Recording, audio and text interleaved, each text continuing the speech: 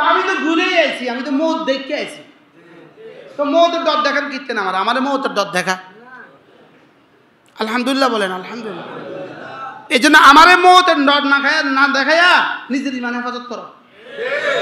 নিজের কি করো? নিজের ইমান হেফাজত করেন, নিজের ইমান হেফাজত করেন।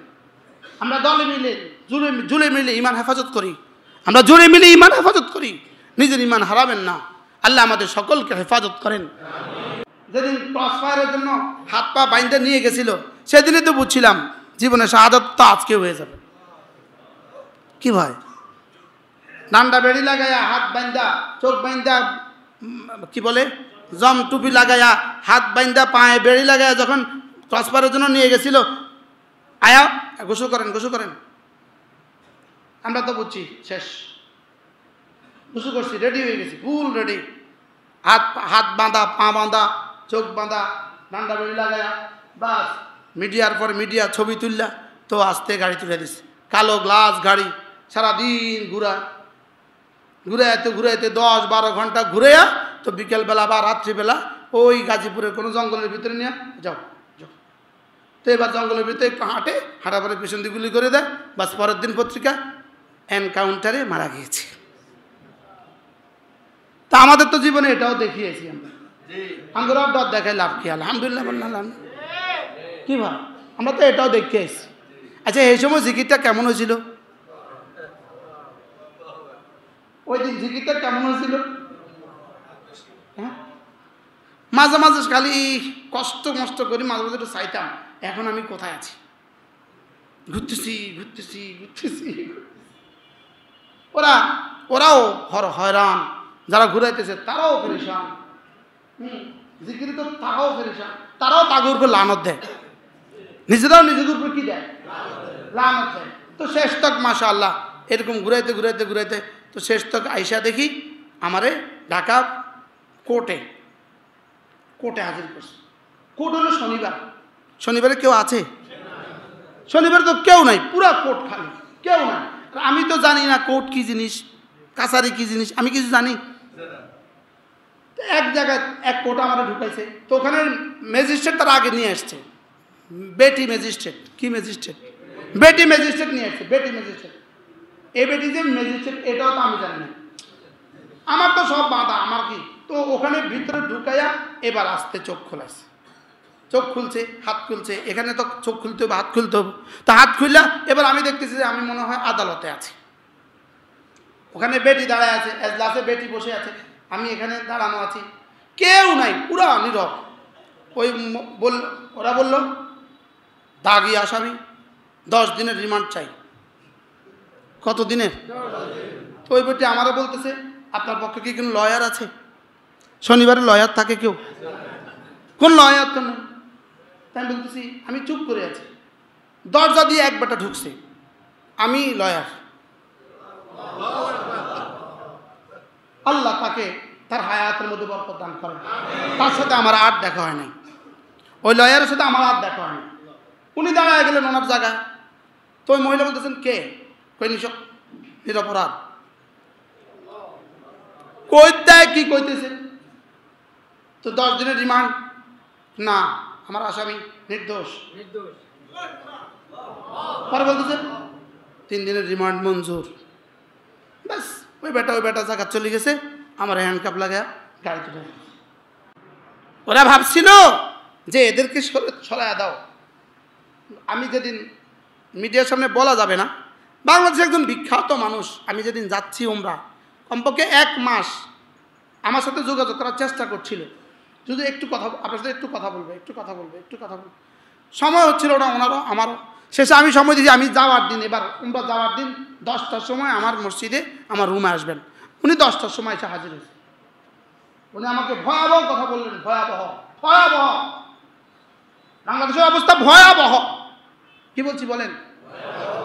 এর জন্য শুধু কিছু মানুষ আপনাদের জন্য পাচ্ছে না, শুধু আপনাদের জন্য পাচ্ছে না, আপনাদের জন্য। আপনারা কিছু মানুষ আছে আপনাদের জন্য পাচ্ছে না। এই জন্য প্রথম টার্গেট এই জমিন থেকে আপনাদেরকে সরানো। আমাদেরকে সরাইয়া দিয়ে আপনাদেরকে আদর করবে। হ্যাঁ, ভুল বুঝবেন না, আমরা আপনাদের রাখাল। আমরা আপনাদের রাখওয়ালি করি। কি করি বলেন? আমরা আপনাদের ইমানের রাখাল।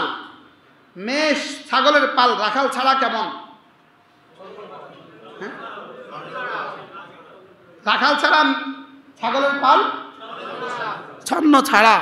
আর শিয়ালের অনুগ্রহের উপরে বাস করে, বুঝেন না?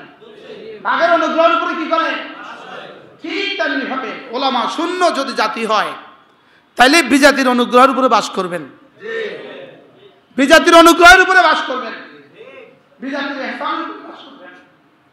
এখন তো তাই হচ্ছে। লেকিন এদেশে আলহামদুলিল্লাহ এদেশে কিছু ওলামা একরাম আছে বলে আপনারা শান্তিতে আছেন। কিছু ওলামা একরাম আছে বলে আপনারা শান্তিতে আছেন। ওরা বুঝে এদেরকে কিছু বলার আগে এরা মসজিদে গাইব। বাস্তব না বাস্তব? এটা মাঠে ময়দানে জান দিয়ে দিবে। আলহামদুলিল্লাহ এই জন্য যে কোনো ফিতনাই আসুক আলহামদুলিল্লাহ ওলামা একরাম জান দিতে তৈয়ার। ওলামা একরাম জান দিতে কি তৈয়ার। এই জন্য ওলামাদেরকে যদি মাঠ থেকে সরাইয়া দিতে পারো তো তোমাদের বিজয় নিশ্চিত ইনশাআল্লাহ। এটা এই দেশে হবে না। আর বলেন ইনশাআল্লাহ, বলেন ইনশাআল্লাহ। এটা এদেশে ওলামা একরাম ছিল, ওলামা একরাম আছে, ওলামা একরাম থাকবে। বলেন ইনশাআল্লাহ। আমি না থাকতে পারি এই মিম্বার খালি থাকবে না ইনশাআল্লাহ। আমি না থাকতে পারি ও তারেক সাহেবকে ধমক দিবেন, হ্যাঁ? তো তারেক সাহেব গেলে কি হবে? তারেক সাহেবকে উঠাইয়া দিবেন, তো তারেক সাহেবকে উঠাইয়া দিলে কি হবে? আরেকটা হাজারো তারেক সাহেব আছে। কি ভাই? এই জন্য ধমকায় কোনো কাজ নাই, ধমকায় লাভ নাই। ধমকাইবা নিজের ইমান হারাবা, ধমকাইবা নিজের ইমান হারাবা। হাসরের ময়দানে গিয়ে দেখবা নাই কিছু নাই, নাই কিছু। ওলামাদের সাথে যে বিদ্বেষ রাখে তার ইমান নসিব হয় না। ওলামাদের সাথে যে বিদ্বেষ রাখে তার ইমান নসিব হয় না। রশিদ আহমদ গঙ্গুই রহমতুল্লাহ এক আজীব কথা লিখছেন, যারা ওলামাদের সাথে বিদ্বেষ রাখে মওতের পরে কবরে তাদের চেহারা কিবলা থেকে বিমুখ হয়ে যায়। ইতিমধ্যে অসংখ্য মানুষের চেহারা কিবলা থেকে বিমুখ হয়ে গেছে।